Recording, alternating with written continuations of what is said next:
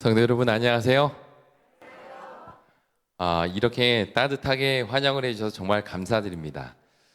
우리 김성철 목사님께서 말씀하신 그 잘생겼다는 얘기는 제가 저희 어머니에게 듣고 처음 들어봅니다. 목사님 정말 감사합니다. 말씀하신 것처럼 저희가 이제 야영회 때 뵙던 분들, 익숙한 얼굴들 많이 계신 것 같고요. 또 예전에 제가 2004년에 앤드루스의 MD부를 공부하러 왔을 때 또 그때 이렇게 가까이 지냈던 분들의 모습도 뵙고, 또 여기서 비록 처음 뵙는 분들이지만 전혀 낯설지 않는 얼굴은 아마 우리가 그리스도 안에서 한 가족이기 때문이 아닐까 생각해 봅니다.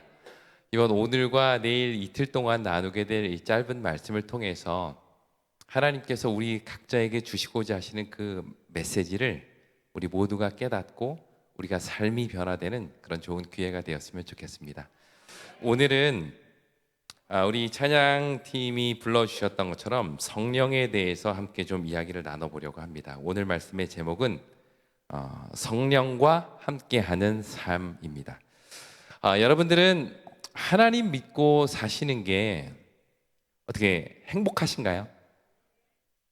제가 여기서 이렇게 여러분들 표정을 뵈면 정말 행복하신 것 같아요. 그리고 이렇게 힘차게 찬양하는 모습을 보면서 이분들은 정말 하나님 믿고 사는 그 삶이 정말 기쁘고 즐겁다는 것이 느껴진다는 생각이 듭니다. 그런데 때로는 우리가 하나님 믿고 살면서도 기쁨을 잊고 살 때가 종종 있어요. 내가 행복하다라는 말은 하지만 그 행복이 되게 막연할 때가 있다는 것입니다. 그래서 성경을 읽어보면 예수님 만난 사람들의 이야기가 많이 나오잖아요. 그런 사람들 보면 부러워요. 어떻게 예수님을 이렇게 한 번 만났는데 그 삶이 그렇게 극적으로 변화되어서 하나님과 늘 동행하는 그 행복한 삶을 살 수 있을지 참 저는 개인적으로 부러울 때가 참 많습니다. 그런 눈으로 성경을 읽어보니까 이런 생각이 들 때가 있어요. 여러분 요한복음 4장에 보면 거기 우물가 여인의 이야기가 나오죠. 이 여인이 예수님을 우물가에서 만났습니다. 우리가 잘 알듯이 그 여인은 정말 사람을 만나는 것이 두려웠던 여인이었는데 예수님을 만나고 나니까 어떻게 했어요? 물동이를 버려두고 동네로 들어가서 사람들에게 외치기 시작하죠. 내가 메시아를 만났다라고 말이죠. 그런데 여러분 혹시 이 이야기 읽으면서 이런 생각 한번 해보신 적은 없으세요? 이 여자분이 1년 후에도 똑같은 기쁨과 감격으로 동일하게 지나다니는 사람들에게 예수 그리스도를 전하면서 살았을까? 이런 생각 해본 적 있으세요? 저는 그런 생각이 들어요. 이 사람이 예수를 한 번 만났어요. 그리고 예수님과 나눈 대화는 뭐 1시간도 되지 않습니다. 성경 내용에 보면 뭐 그렇게 긴 대화를 나눈 것 같지는 않아요. 근데 그 순간 그가 메시아를 만났다는 확신을 갖게 되었고 자기가 물동이를 버려두고 동네로 들어가서 내가 만난 예수를 전하였는데 1년까지도 갈 거 없이 한 달 후에도 이 여자가 여전히 예수 만난 기쁨에 사람들에게 그 예수를 전하며 살았을까? 라는 생각이 드는 거예요. 여러분 생각은 어떠세요? 이런 생각이 드는 사람은 이 사람뿐만이 아닙니다. 우리가 너무 잘 아는 삭개오라는 사람. 이 사람의 만남은 정말 극적이죠. 예수님께서 이제 마지막 십자가의 그 고난 한 주간을 지나기 위해서 마지막 예루살렘으로 가는 그 길목에서 마침 누구를 만나요? 이 삭개오라는 사람을 만납니다. 우리가 잘 알듯이 뽕나무에 올라간 이 삭개오를 거기서 만나서 예수님께서 그에게 구원을 선포하시죠. 그러자 이 사람이 고백을 합니다. 자기의 신앙 결심을 해요. 어떤 결심을 해요? 내가 내 재산의 얼마를 팔아서요? 얼마나 팔았죠? 절반을 딱 떼가지고 뭐 하겠다? 예수님 이거 가난한 사람들 다 주겠습니다. 뭐 저같이 돈이 많지 않은 사람이야 뭐 절반이라 그래봤자 뭐 얼마나 되겠습니까만은 이 삭개오는 이 당시 여리고는 그 당시 가장 많은 세리들이 있었고 거기 이 이스라엘을 총괄하는 세무서가 있었던 곳이에요. 거기에서 이 사람은 세리가 아니라 뭐예요? 세리장이었단 말입니다.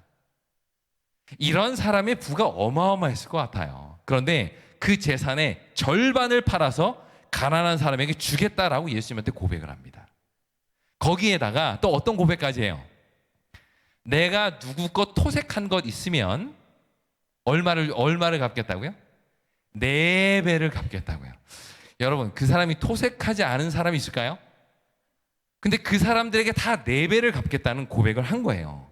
그 짧은 예수님과의 만남, 그 대화를 통해서 그가 그런 고백을 한 겁니다. 근데 저는 이 이야기를 읽고 이런 생각을 좀 해봤어요. 이 삭개오가 정말 예수님 만난 그 뜨거운 마음에 이런 이야기를 했는데 나중에 예수님 가시고 나서 그때 내가 왜 절반을 판다고 했을까? 헌금도 11금 10분의 1을 드리는데 내가 10분의 1만 판다 그럴걸. 이런 후회 안 했을까요? 모르죠. 이 사람이 내가 왜 4배를 갚는다고 했을까? 그냥 토색한 것만 돌려준다고 할걸. 이런 후회 안 했을까요? 마치 우리가 연초에 정말 마음이 뜨거워서 내가 올해는 정말 하나님 위해서 내 삶을 헌신하겠다 다짐하고, 내가 올해는 정말 하나님께 내 시간과 내 재정을 드리겠다라고 다짐했는데 마치 1년이 시간이 지나고 나면 내가 월정 헌금을 너무 많이 쓴 것 같아. 이런 생각 해본 적 없으세요? 제가 왜 이렇게 순수하지 못한 생각을 할까요? 성경을 읽으면서 삭개오는 정말 평생 예수님 만난 감격으로 살다가 죽었을 거야. 이 여인은 예수님 만난 기쁨에 늘 예수를 전하면서 살았을 거야. 이렇게 생각을 해야 되는데 제가 왜 이런 엉뚱한 생각을 성경을 읽으면서 하게 될까요? 누구 삶이 그래요? 누구 삶이 그렇기 때문에 그래요? 제 삶이 그렇기 때문에 그래요. 제 삶이. 제가 제 삶을 돌아보면 부끄럽지만 제가 목사라는 직함으로 지금 여러분들 앞에 나와서 지금 설교를 하지만 하나님 믿고 사는 삶이 행복하지 않을 때가 있더라고요. 제가 하나님 앞에 헌신하겠다고 고백해 놓고 그런 고백을 후회한 적이 있더라고요. 예수님 안에서 우리 찬양한 것처럼 내가 매일 기쁘게 순례길을 걸으며 이렇게 찬양을 해야 되는데 그 기쁨이 사라질 때가 있더라고요. 문제는 예수님을 만났는데 그 만남이 유지가 되질 않는 겁니다. 이게 저만의 고민인가요? 오늘 여러분들의 삶은 좀 어떠세요? 정말 늘 예수님 만난 기쁨에 늘 항상 즐거워하며 복음을 전하며 신바람 나게 살고 계신가요? 그러면 제일 좋죠. 그런데 혹시 여러분들 중에 저와 같은 고민을 가지고 계신 분이 계시다면 오늘 이 말씀을 통해서 그 답을 한번 좀 찾아보기를 원합니다. 왜 내가 예수 만났는데, 예수 믿고 사는데 이렇게 삶의 기쁨이 유지가 되지 않을까? 왜 한없이 우울함을 경험하며 살아갈까? 내 삶에 왜 정말 기쁨이 없을까? 제가 오늘 나눌 이 이야기는 뭔가 새로운 것 얘기하는 것 아닐 겁니다. 여러분들이 이미 다 아시는 내용이에요. 그런데 오늘 이 말씀을 통해서 다시 한번 성령께서 우리 마음 가운데 리마인드 해주시고 우리의 삶이 그리스도를 통하여 다시 한번 그 기쁨과 감격이 회복되는 시간이 되기를 이 시간 간절히 바랍니다. 그러면 오늘은 이 요한복음 4장에 나와 있는 이 한 여인과의 만남을 통해서 한번 그 대답을 찾아보려고 합니다. 우리가 잘 알듯이 이날 예수님과 이 여인과의 만남은 어디에서 이루어졌어요? 우물에서 이루어졌어요. 예수님께서도 이 위에 여리고로 가는 그 긴 여정으로 인하여 피곤하셨습니다. 그래서 거기서 이 갈증에 겨워서 이제 거기서 누군가가 물을 떠주기를 기다리고 계셨죠. 그러던 차에 한 목마른 여인이 찾아옵니다. 이 여인은 육체적인 목마름뿐만 아니라 어떤 목마름이 있었어요? 네, 삶의 목마름이 있었어요. 뭐가 그걸 보여줘요? 남편이 5이 있었고 지금 있는 사람도 너의 남편이 아니니라 라는 이 예수님의 이야기를 통해서 이 여인의 삶이 정말 목마른 삶이었구나 라는 것을 보게 되죠. 그때 예수님께서 이 여인에게 이런 이야기를 합니다. 우리 한번 같이 읽어볼까요? 예수께서 대답하여, 자, 시작. 예수께서 대답하여 이르시되 이 물을 마시는 자마다 다시 목마르려니와 내가 주는 물을 마시는 자는 영원히 목마르지 아니하리니 내가 주는 물은 그 속에서 영생하도록 솟아나는 샘물이 되리라. 아멘. 여기 예수님께서 이런 이야기를 하세요. 내가 주는 물을 먹으면 어떻게 된대요? 어떻게 된대요? 다시는 목마르지 않겠답니다. 예수님께서 주시는 물을 마시면 다시는 목마름이 없는 삶을 살겠다는 것이, 이것이 예수님의 약속이에요. 자, 그럼 제가 질문 드려보겠습니다. 여기 계신 분들 중에 예수님께서 주신 물을 마셨다, 나는 예수님께서 주시는 생수를 마셨다 라고 생각하시는 분, 마음속으로 한번 손 들어보겠습니다. 나는 예수님께서 주시는 물을 마신 사람이야. 저는 자신 있게 이야기할 수 있습니다. 저는 예수님께서 주신 생수를 전 마신 사람이에요. 예수를 믿고 살아가고 그 안에서의 복음을 경험하고 그 안에서 살아가는 사람입니다. 자, 그런데 여기 예수님 말씀하신 것처럼 내가 주는 물을 마시는 자는 그 다음 뭐래요? 영원히 목마르지 않겠다. 여기에서 막히더라고요. 저는 참 부끄러운 이야기지만 영원히 목마르지 않는 삶을 살지 않아요. 때로는 물 구경 한 번도 못 해본 사람 모양 인생의 갈증을 느끼면서 살아가요. 때로는 한없이 우울하기도 하고요. 분노가 막 계속 치밀러 오르기도 하고요. 예수 믿은 사람이나 안 믿은 사람이나, 물을 마신 사람이나 안 마신 사람이나 별 차이 없는 것 같은 저의 모습을 보고 살고 있어요. 뭐가 문제일까요? 분명히 예수님께서는 내가 주는 물을 먹으면 다시는 영원히 목마르지 않겠다라고 약속하셨는데 오늘 우리의 삶은 그렇지 않더라는 겁니다. 여러분들은 예수 믿고 살면서 한없이 우울해져 본 적은 없으신가요? 예수님 믿고 살면서 진짜 꼴 보기 싫은 사람 보기 싫어서 교회 안 오고 싶다라는 생각 해본 적 없으십니까?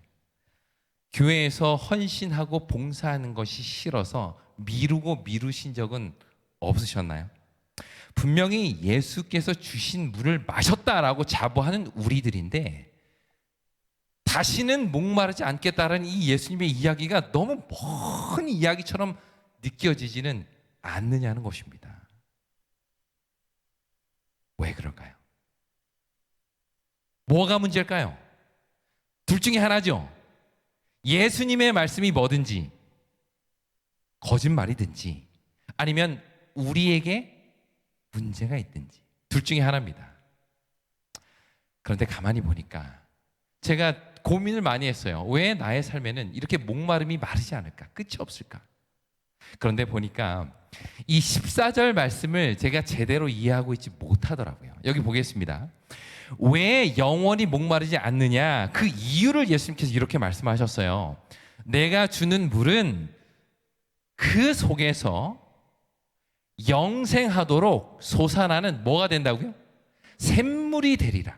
자, 예수님께서 내가 주는 물을 마시면 다시는 목마르지 않아 라고 이야기하신 이유는 정말 그 물 한 잔이, 다시 말하면 예수님과의 한 번의 만남이 정말 어떤 특별한 효험이 있어서가 아니라 그 물이 뭐가 되는 거예요? 내 속에 들어와서 속에서 솟아나는 뭐가 된다고요? 샘이 된다라고 이야기를 합니다. 여러분, 샘이 뭐예요? 샘. 계속해서 솟아나오는 거예요. 계속해서 물이 솟아나오는 겁니다. 예수님께서 이날 너희들이 목마르지 않을 거야 라는 이야기는 이 예수님께서 주시는 이 한 번의 컵, 한 번의 물, 한 잔의 물이 정말 기적 같은 일을 만들어 가지고 내 삶에서 정말 다시는 목마르지 않겠다, 이 이야기가 아니더라고요. 왜 목마르지 않느냐? 그 이유는 예수님께서 주신 이 한 잔의 컵이 내 속에 들어가서 뭐가 돼요? 샘물이 돼요. 샘물이 되는 거예요. 계속해서 이 물이 흘러나온다는 거예요. 그래서 목마르지 않는다는 겁니다. 아, 답이 나왔어요. 내가 분명히 예수 만났는데 예수께서 주시는 그 물을 마셨는데 여전히 목말라요. 그 이유는 내 속에 뭐가 없는 거예요? 이 샘이 솟아남이 없다는 거예요. 거기에서 문제가 있었더라고요. 자, 그러면 그 샘은 뭘까요? 내가 주는 물을 마시는 자는 그 속에서 샘이 계속해서 솟아나겠다. 그래서 목마르지 않겠다라고 이야기를 하셨는데, 그럼 그 샘이 뭐예요? 여기에 대한 답을 얻기 위해서 우리 그리 멀리 갈 필요가 없습니다. 예수님께서 이 똑같은 이야기를 그 바로 3장 뒤에, 이게 요한복음 4장이지 않습니까? 3장만 뒤로 가시면 요한복음 7장에 동일한 말씀을 하고 계십니다. 여기 이런 말씀하셨어요. 7장 38절 39절에 나를 믿는 자는 성경의 이름과 같이 그 배에서 생수의 강이 흘러나리라 하시니, 이는 그를 믿는 자의 받을 무엇을요? 성령을 가리켜 하신 말씀입니다. 내 속에서 내가 분명히 예수님을 믿고 그 안에서 그분께서 주시는 생수를 마셨음에도 불구하고 여전히 내가 갈증을 느끼면서 살고 있는 이유는 내 속에 누가 없기 때문이래요. 성령이 없기 때문이에요. 성령이 없기 때문에. 예수님께서 이날 이 말씀을 하시면서, 이 말씀은 이 구약에 있는 성경을 인용해서 말씀하신 거예요. 예수님 당시에는 신약 성경이 있어요, 없어요? 아직 기록되기 전입니다. 그러니까 여기 보시면 성경의 이름과 같이라고 돼 있죠. 이건 이제 구약 성경을 예수님께서 인용하신 것인데, 이 말씀이 어디 나와 있는 말씀인가 하면 이사야 44장을 예수님께서 인용하신 거예요. 거기 이런 말씀이 있습니다. 대저 내가 가란 자에게 물을 주고 마른 땅에 시내가 흐르게 하며, 무엇을? 나의 신을, 누구예요? 성령 하나님을 내 자손에게 주겠다는 거예요. 그 성령을 통하여 다시는 목마름을 경험하지 않는 그 역사를 이루시겠다라고 약속을 하신 것입니다. 이날 예수님께서 그러므로 이 요한복음 4장과 요한복음 7장에서 주신 이 말씀은 누구를 가리켜 하신 말씀이에요? 성령께서 너희 삶 가운데 거하시면 그 성령께서 우리의 삶에 다시는 목마르지 않음을 경험하게 하실 것이라는 약속을 이날 예수님께서 우리에게 주신 것입니다. 예수님께서는요, 절대 단 한 모금의 생수가 그걸 마신 사람이 영원히 목마르지 않겠다라는 이야기를 하신 것이 아니라는 것이에요. 이거는 마치 약장수가 약 파는 것처럼 이거 한번 마셔봐 다시는 목마르지 않아, 뭐 이런 얘기하는 게 아니라는 거예요.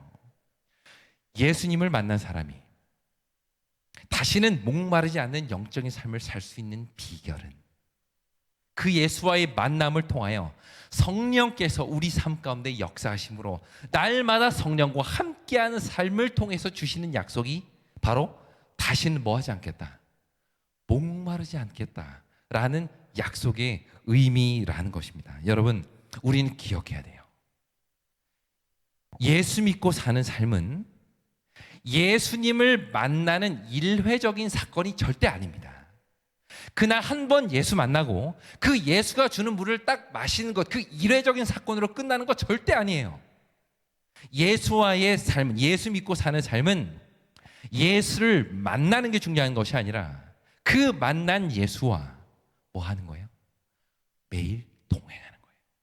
성령과 함께 날마다 동행하는 삶이 필요한 거예요. 이거 없으면 아무리 대단한 사람도, 아무리 놀라운 구원의 경험을 한 사람도, 아무리 예수께서 죽었다가 살린 사람도 결코 그 삶, 예수님께서 약속하신 다시는 목마르지 않는 삶을 살 수가 없는 것이죠. 이것이 오늘 우리만의 고민이었을까요? 여러분, 성경에 보면 예수님을 만나고 가장 극적인 변화를 경험한 사람이 있습니다. 저는 이 사람 보면서 야, 나도 예수님을 좀 이렇게 극적으로 좀 만나봤으면 좋겠다라는 생각을 한 사람이에요. 누가 있을까요? 이 사람은 예수님 만나고 삶이 180도 바뀌었어요. 힌트를 하나 더 드리자면 사복음서에는 안 나옵니다. 누굴까요? 맞습니다. 사도 바울이라는 사람이에요. 여러분, 바울이 어디서 예수님 만났어요? 맞아요. 다메섹으로 가는 그 도상에서, 다메섹이 아니죠. 맞습니까? 다메섹 맞죠? 거기서 예수님이 정말 빛과 같이 나타나신 거예요. 예수 믿는 사람 핍박하기 위해서 가다가 예수를 만난 겁니다. 그리고는 예수를 핍박하던 사람이 예수를 전하는 사도로 바뀐 거예요. 이처럼 예수를 극적으로 만난 사람이 있을까요? 이날 여인은 예수 주신 이 컵 한 잔의 물을 마셨다면 지금 이 바울은 뭘 마신 거예요? 그냥 사발로 예수님이 주신 이 물을 마신 거예요. 자, 그런데 이렇게 예수 만난 바울이 말이죠. 예수 만난 이후에 그의 삶에 죄와의 싸움과 죄와의 갈등이 있었을까요? 없었을까요? 많았어요? 정말이에요? 사도 바울인데요. 어떻게 아세요? 예? 어떻게 알아요? 이 대단한 이 바울이 죄와의 싸움을 예수님 만난 이후에 여전히 죄와의 싸움이 있었을까요? 있었어요? 맞아요. 로마서에 보면 그가 자기 고백을 이렇게 이야기를 합니다. 내 속사람으로는, 내 마음으로는 하나님의 법을 즐거워해요. 하나님의 뜻대로 살고 싶어요. 이거 우리 다 우리 마음이잖아요. 우리 마음은 정말 하나님 뜻대로, 하나님 보시기에 아름다운 삶을 살고 싶어요. 바울도 같은 마음이었어요. 그런데 그렇게 하나님의 법을 따라 살기로 정말 원하는데, 문제는 내 지체 속에 다른 한 법이 있어서 자꾸 이 마음의 법과 싸우는 거예요. 그래서 내 지체를 자꾸 어디로 끌어간대요? 죄의 법 아래로 나를 사로잡아 오는도다. 오늘 우리의 고민 아닙니까? 나는 정말 예수님 믿고 제대로 살고 싶은데 내 마음에 미워하는 사람 하나도 없고 원망하는 사람 하나도 없고, 정말 사람들이 나를 보면 생글생글 웃는 모습을 통해서 예수 만나는 것을 좀 나도 좀 전하고 싶은데 그게 돼요, 안 돼요? 안 되는 거예요. 안 되는 거예요. 그러면서 바울이 이런 고백을 해요. 오라, 나는 곤고한 사람이로다. 누가 이 사망의 몸에서 나를 건져내랴. 이게 오늘 우리의 고백 아닙니까? 극적으로 예수를 만나고 예수를 전하는 사도로 산다는 사람이 끊임없이 죄와의 법과 싸워서 그 안에서 정말 고뇌하고 괴로워하는 모습을 그는 부끄럽지만 붓을 들어서 기록하고 있다는 거예요. 반가우시죠? 근데 반갑습니다. 우리가 하는 고민이 우리만의 고민은 아니었어요. 예수 믿고 사는 사람이 내가 이런 죄의 문제로 이렇게 쓰러져도 되나? 라는 고민 들 때 누구 보면 돼요? 아이고, 바울 선생님도 그러셨구나 라고 생각하면 돼요. 그러나 감사한 것은 이 바울의 고백은 오호라, 나는 곤고한 사람이로다 라는 탄식으로 끝나지 않았다는 것에 대해서 감사하게 되기를 바랍니다. 그는 이 7장을 이렇게 끝내고요, 곧이어 8장을 쓰기 위하여 붓을 듭니다. 그리고 그는 이렇게 고백을 해요. 같이 읽어보겠습니다. 시작. 이제 그리스도 예수 안에 있는 자에게는 결코 정죄함이 없나니 이는 그리스도 예수 안에 있는 생명의 성령의 법이 죄와 사망의 법에서 너를 해방하였습니다. 아멘. 여러분, 바울이 이 죄와의 법과의 그 끊임없는 싸움 속에서 승리할 수 있는 방법을 그가 뭐라고 소개하고 있어요? 생명의 성령의 법을 통하여 이루시다는 거예요. 이 이야기는 요한복음 4장에서 예수님께서 내가 주는 물을 마시는 자는 그 물이 속에서 물이 계속해서 솟아나게 하는 샘물이 되리라 라는 약속과 같은 이야기입니다. 바울은 분명히 말합니다. 자기가 고민하고 고뇌하면서 싸웠던 이 죄의 문제를 극복할 수 있는 방법, 다시는 목마르지 않는 삶을 살 수 있는 그 방법, 그것은 무엇이다? 생명의 성령의 법, 즉 우리가 날마다 성령과 동행하는 그 삶이야말로 오늘 우리로 하여금 진정한 승리와 구원의 삶을 맛보는 그러한 매일의 삶을 살게 해주는 능력이 된다라고 이야기를 하고 있는 것이죠. 우리는 누구나 해결하지 못한 죄들이 다 있습니다. 아무리 결심하고 노력해봐도 잘 안 되는 부분들이 있죠. 어떤 분들은 그게 품성의 문제일 수도 있고, 또 어떤 분들은 그것이 어떤 세속적인 문화에 대한 이야기일 수도 있고요, 대인관계의 문제일 수도 있고, 다양한 각자의 문제들을 안고 우리는 삶을 살고 있습니다. 이것을 해결하기 위하여 안간힘을 쓰고 노력을 해봐도 잘 안 될 때가 있어요. 그때 우리에게 필요한 것은 무엇이라고요? 성령 하나님의 능력이라는 거예요. 생명의 성령의 법이 우리로 하여금 죄와 사망으로부터 우리를 자유롭게 해방시킨다 라는 것이 성경의 약속이라는 것입니다. 우리는 예수를 믿고 구원을 받은 사람이에요. 그런데 우리가 성령을 통해서 이 날마다 죄를 이기는 승리의 경험이 없다면 우리의 삶에는 구원의 즐거움을 잃어버리게 될 것입니다. 바로 우리에게 필요한 것은 성령을 통하여 이 날마다 구원과 승리를 경험하는 것. 그 매일의 승리의 경험이 우리로 하여금 목마르지 않는 하루하루의 삶을 살게 하는 에너지라는 거예요. 그렇다면 그 방법은 뭘까요? 우리가 날마다 성령과 동행하는 삶을 살 수 있는 방법은 뭘까요? 여러분 다 아시는 이야기예요. 제가 절대 새로운 이야기 하는 것 아닙니다. 성경에서 이런 이야기를 하고 있어요. 너희가 악할지라도 좋은 것을 자식에게 줄 알거든. 하물며 너희 하늘 아버지께서 구하는 자에게 무엇을? 성령을 주시지 않겠느냐. 여러분, 우리가 얼마나 자주, 얼마나 간절하게 이 매일의 삶 속에서 성령께서 나를 주관하시기를 기도하고 살고 있습니까? 성령님, 오늘 하루의 저의 삶을 주님 주관해 주십시오. 주님, 제가 사람들을 만날 때 저의 모습을 통해서 예수 그리스도의 모습을 전하게 해 주십시오. 주님, 제가 오늘 우리 사랑하는 자녀들에게 예수의 사랑의 말이 담긴 그 말과 표정과 언어를 하게 해 주십시오. 라고 우리는 얼마나 자주 간절히 성령의 능력을 구하면서 살고 있습니까? 예수님께서는 하늘로 가시면서 보혜사 성령을 우리에게 약속하셨는데 그 약속을 우리는 얼마나 누리면서 살고 있느냐는 것이에요. 우리의 예수 믿고 사는 우리의 삶이 갈증의 삶이라면, 목마름의 삶이라면, 변화됨이 없는 그러한 삶으로 인하여 괴로워하는 삶이라면 우리는 이 순간 구해야 됩니다.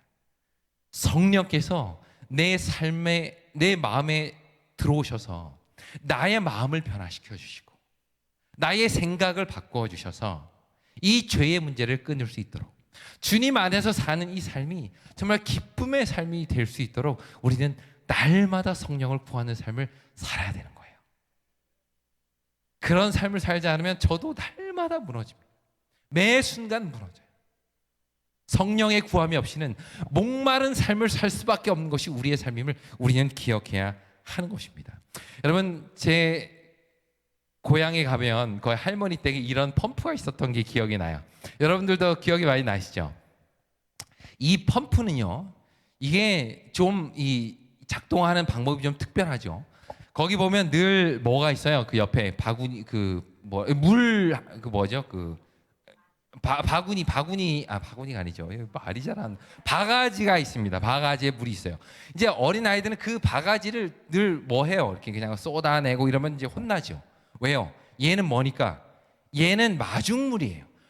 그래서 이 물을 그냥 펌프에다 부으면 시원한 물이 펄펄펄 나오죠. 아니에요? 아니더라고요. 아니에요. 이거 하나 부으면 그냥 시원한 물이 생수가 그냥 샘솟듯 나와야 되는데 안 나와요. 뭐 해야 돼요?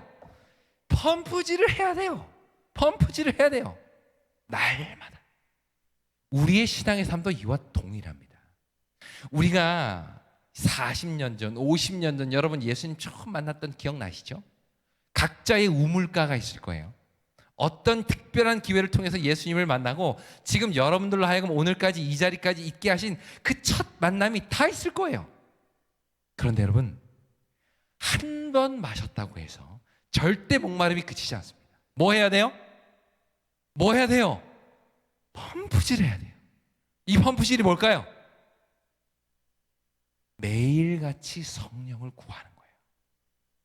여러분, 절대 예수 한 번 만났다고 변화되지 않습니다. 절대 설교를 통해서 감동 한번 받았다고 우리의 삶이 극적으로 바뀌지 않아요. 심지어 다메섹 도상에서 예수가 말씀하시는 그 빛의 음성을 들었다 할지라도 변화되지 않아요. 뭐 하지 않으면요?